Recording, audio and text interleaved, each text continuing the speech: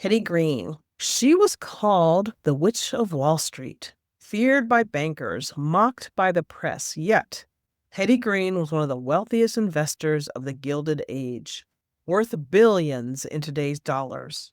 Her story is part myth, part money masterclass. Today on Wealth Be Hers, we're diving into the life of Hetty Green, how she built her fortune, why she was misunderstood, and what lessons modern women investors can take from her. Who was Hetty Green? Henrietta Hetty Green was born in 1834 to a wealthy Quaker whaling family in Massachusetts. Unlike most girls of her time, she grew up reading financial newspapers with her father. We've talked about this, you guys. Talk about money with your kids. If you don't want to talk about it, read the Wall Street Journal, read the Financial Times, read financial newspapers with them. Talk about money with your kids. By the time she inherited millions in her 30s, she knew how to make money multiply. But society didn't know what to do with her. A woman who handled her own finances? Remember, we're in the 1800s. Who negotiated with bankers, bought railroads, and traded bonds? The audacity. A woman? They branded her eccentric. They called her stingy. They even mocked her appearance. But behind the headlines was a woman building one of the greatest fortunes of her era. So, how did she do it? Value investing. Hetty bought when everyone else was panicking. During the Panic of 1873 and again in 1907, when markets collapsed, she scooped up undervalued stocks and bonds. Warren Buffett, this is what he does. He says when people are panicking, you need to head in and buy things. And when everybody's getting greedy, be careful. Watch out. Real estate. She owned vast properties in New York and Chicago, always buying low and holding long term. Lending like a bank. Guys, this is a key. Lending like a bank. Hetty became so wealthy, she lent money to cities, including New York, when banks wouldn't. Imagine that. A woman acting as the lender of last resort to one of the world's largest cities. Her fortune at its height? Over $100 million, about $3 to $4 billion in today's dollars. Yet, she lived modestly, often in rented apartments, traveling with a single trunk.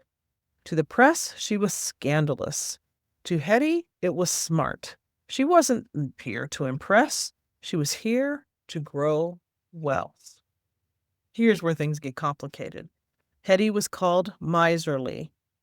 Stories claim she refused to pay for medical care for her son, that she wore the same dress for years. But many historians argue that these tales were exaggerated, even fabricated by male journalists who couldn't fathom a powerful woman in finance. What's clear is this. Hetty refused to conform. She didn't flaunt her wealth. She didn't host lavish parties and didn't seek society's approval. In a world that measured women's worth by marriage and manners, she measured hers by balance sheets. Think about that. So, what can we learn from Hetty Green? Buy when others panic. She understood the power of contrarian investing. Crisis can be an opportunity. Understand what you're looking for and then wait for the right time to buy it. You need mentors. You need folks in your world who can help you see what's going on around the corner and help you understand when's the time to get in, when's the time to get out. We're talking real estate, businesses, stocks, bonds, all the things, whatever you like, there is somebody to help you navigate that. Going in there by yourself, if you're going by yourself, you can do that, but start small.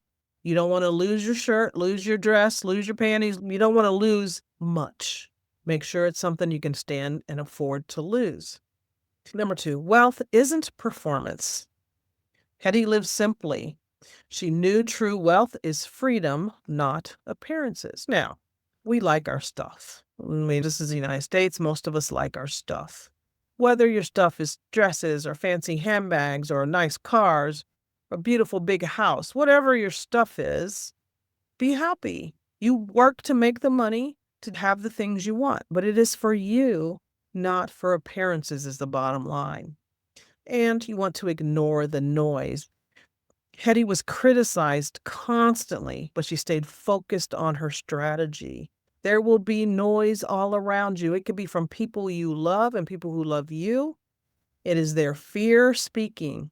Just know that. And there are people out there who don't like you and don't want to see you succeed. So know that also.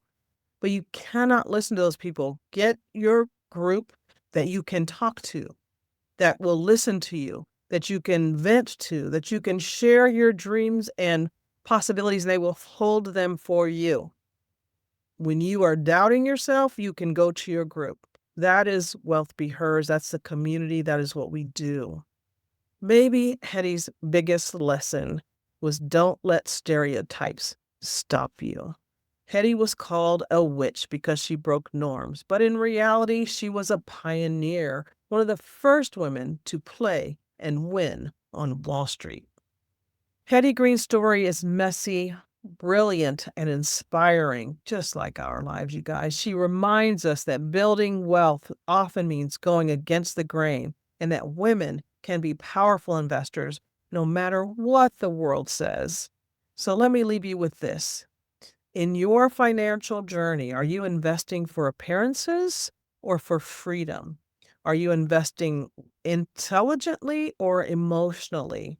Whose advice are you listening to? Thank you for joining me on Wealth Be Hers. If Hetty's story sparked something in you, share it with a friend who you think is ready to think differently about money, or send it to everybody. And those who it strikes will listen, okay? Also, if you're ready to do more, we are ready for you in the Wealth Be Hers community. Go to moneywithmission.com, hit book a call, go look under the Wealth Be Hers information it's under opportunities. It might be under events. I'm not sure, you guys. Okay. In there somewhere, Wealth Be Hers. We're having a trip coming up. We're doing a retreat. There's so many things that we are doing to be the community for women who want to talk about money and wealth and just being women. We need this, you guys. All right. I'm going to let you go. Thank you for listening. Share this, hit subscribe, and I'll be back with you next week.